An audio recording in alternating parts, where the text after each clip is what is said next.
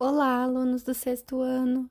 Vou iniciar mais uma videoaula de inglês, agora a aula de número 28, iniciando os estudos do quarto bimestre com a última unit do nosso book, Who is Ringing the Bell? Então, vocês podem localizar aí na nossa apostila a última unit do nosso book, né? Mais precisamente na página 7.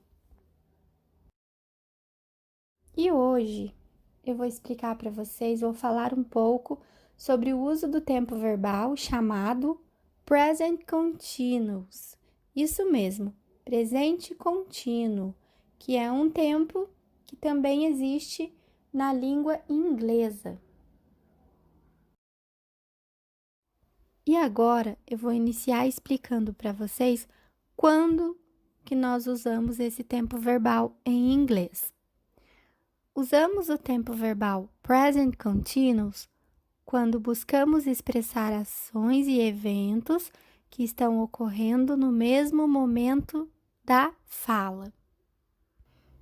Por isso, é comum apresentar o present continuous para descrever ações que estão acontecendo agora. No entanto, deve-se pensar também nas ações que têm uma duração temporária, com início e fim, pois pode ser que elas continuem por uma semana ou meses. Nesse caso, restringindo a ideia de algo que ocorra apenas no agora, a usar-se o present continuous. Do ponto de vista gramatical, falando um pouco sobre estrutura, podemos dizer que esse tempo verbal ele é formado pelo sujeito mais o simple present do verbo to be, ou seja, nesse caso, o is, o are e o am, e mais o gerúndio de um verbo principal, que nesse caso em inglês nós colocamos o ing, tá? Em português, nós damos o sentido de ando, endo, indo. Por exemplo, estou comprando, estou indo, estou estudando, certo? Isso é o gerúndio. No caso do inglês, o gerúndio ele é feito com a terminação ing nos verbos principais. Por que nós falamos de verbo principal agora? Pelo seguinte, nas frases de present continuous, nós vamos usar, sim, um sujeito, tá? Esse sujeito, ele é formado pelos pronomes sujeitos, né? Podemos usar o I, you, he, she, it, you para o plural, o we e o they. Lógico que também podemos trocar o sujeito por um nome, tá? Não tem problema. Só que temos que usar a estrutura correta, de acordo com as regras. Então, quando eu falo sujeito, eu quero dizer isso, tá? Um pronome sujeito ou um nome de alguém, de alguma pessoa, de algum lugar, de algum animal, quando eu vou usar o it. Enfim, o sujeito. Em seguida, quando falamos simple present do verbo to be, é o mesmo que falar que é o to be na forma presente, né? Do ser e estar, né? Eu sou, eu estou, você é, você está, ele é, ele está. E nesse caso, o verbo to be utilizado é o am, o is e o are. E lógico, eles têm que estar conjugados de acordo com o sujeito. O I combina com o am, o you com o are. As terceiras pessoas, he, she, it, com is, né? E assim por diante. No caso do gerúndio do verbo principal, explicando novamente, né, mais detalhado para vocês, é porque na frase do presente contínuo em inglês, tanto em português mesmo, é necessário ter um verbo principal que faz a ação. Então, quando eu falo eu estou alguma coisa, certo? Eu estou comendo, eu estou lendo, eu estou estudando. Comendo, lendo, estudando são os verbos principais, no caso em inglês. I am eating. I am studying, por exemplo. Eu estou estudando. E aí, logo abaixo no vídeo, eu coloquei um exemplo para vocês, né? You are playing soccer. Percebam aí, vamos detalhar esse exemplo, né? You, pronome sujeito. Are, verbo to be, que acompanha esse pronome. Verbo play, com a terminação ing, playing, né? Dando a ideia de gerúndio. E o soccer, né? Jogando alguma coisa. Jogando o quê? Futebol, soccer. Seria aí o complemento. E como eu disse anteriormente, no nosso livro, na página 7, nós temos uma tabela, né? Explicando direitinho sobre a estrutura gramatical do present continuous. Nesse caso, vocês têm aí 3 divisões, certo? A forma afirmativa, a forma interrogativa e, por último, a forma negativa. Então, nós vamos analisar forma por forma para vocês verem como formar esses tipos de frases, tá? Lembrando do que eu falei anteriormente sobre a estrutura gramatical, sobre o que é necessário ter na minha frase, né? Nesse tempo chamado present continuous. Vamos começar então pela forma afirmativa, usando aí, primeiramente, um subject, que eu chamo de sujeito, né? O to be present, conjugado de acordo com esse sujeito, e mais o main verb, né? Mais a terminação ing. No caso dos exemplos aí, nós temos o verbo sleep, que aí no gerúndio fica sleeping, tá? Então, na forma afirmativa, é isso. Já na forma interrogativa, percebam que muda um pouco essa estrutura, né? As frases se iniciam pelo to be present, tá? Então, o to be passa para o início da frase. Há uma troca entre o sujeito e o verbo to be, seguido do sujeito, tá? E depois também o verbo principal, o main verb, sempre com a terminação ing. E aí, nos exemplos, tem o mesmo verbo, né? O verbo sleeping.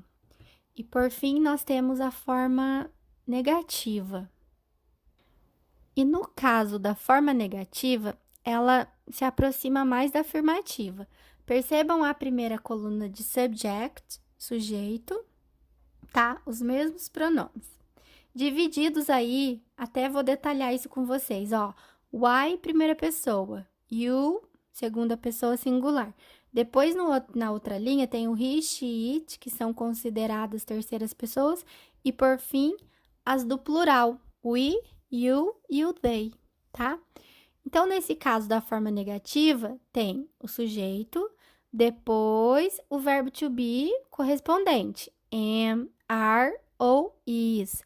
Só que nesse caso de sentenças negativas, nós temos a palavrinha mágica, né? A palavrinha usada sempre aí em frases negativas, que é a palavrinha not, tá? Percebam, I am not, you are not, he, she, it is not, we, you, they are not. No caso também de frases negativas, podemos abreviar o are not como aren't e o is not como isn't.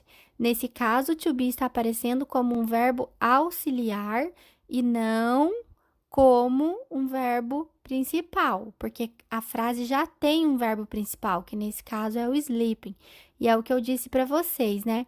Em tempos progressivos, o to be aparece como verbo auxiliar, tá? Ele auxilia um verbo principal. No caso, o verbo principal que realiza a ação, né? Eu estou comendo, I am eating, tá? Como eu já disse anteriormente. E olhando para essa tabela, né, nos pronomes, no próprio verbo to be e também no main verbo, que é um verbo principal, fica fácil vocês perceberem como fazer, como escrever a forma afirmativa, interrogativa e negativa. Lembrando que o present continuous é usado para falar sobre coisas, fatos que estão acontecendo, né, ocorrendo no momento da fala. Por isso é um tempo progressivo, né? Present continuous, presente contínuo. Como, por exemplo, eu estou falando agora, né? I am speaking now, tá? Usando aí uma continuidade, né? Um present continuous. E aqui nós temos 3 exemplos, né? De frases afirmativa, interrogativa e negativa, respectivamente. No primeiro exemplo, eu tenho My mother is making a cake. My mother é o sujeito da minha frase. Nesse caso, eu poderia substituir por She is making a cake, que também estaria certo, né? My mother, minha mãe, né? Então, como seria o she, eu tenho que usar o verbo to be correspondente, que nesse caso é o she is, my mother is, tá? O verbo to make, que significa fazer, conjugado aí no present continuous com a terminação ing, ele fica making, tá? My mother is making a cake. Minha mãe está fazendo um bolo. Na segunda frase, nós temos um exemplo interrogativo, né? Onde o verbo to be passa para o início da frase e o ponto de interrogação aparece no final. Are you drinking milk? Você está bebendo leite? Você está tomando leite? Né? O verbo to drink, que é beber, fica drinking, tá? Com ing, dando ideia de bebendo, tomando. Uma ação que está continuando. Percebam o are you, né? Que também na afirmativa fica you are, que o are é o verbo correspondente desse pronome you, tá? E por fim, um exemplo negativo. We are not studying English, né? Nós não estamos estudando inglês. Nesse caso, o verbo to study fica studying, né? Não perde o y e apenas ganha o ing. No caso do we are not, eu posso falar também we aren't studying English, que também está correto. Só que aí eu estaria usando a forma abreviada. Percebam aí os 3 verbos diferentes, né? To make fica making, to drink fica drinking, to study fica studying. São esses os verbos principais da frase, já que eu disse para vocês que todas as frases no present continuous precisa ter um sujeito, o verbo auxiliar correspondente, que nós chamamos verbo to be simple present, né? Is, am e are, e também um verbo principal, né? Responsável pela ação. E no final, um complemento, né? Make a cake, making a cookie, por exemplo, drinking milk, drinking water, studying English, study history. E assim por diante, né? O complemento nós podemos mudar. E para, enfim, finalizar essa aula, nós temos aqui a nossa English Homework, tá? Destaquei para vocês no vídeo dessa unit mesmo, Who is Ringing the Bell, tá?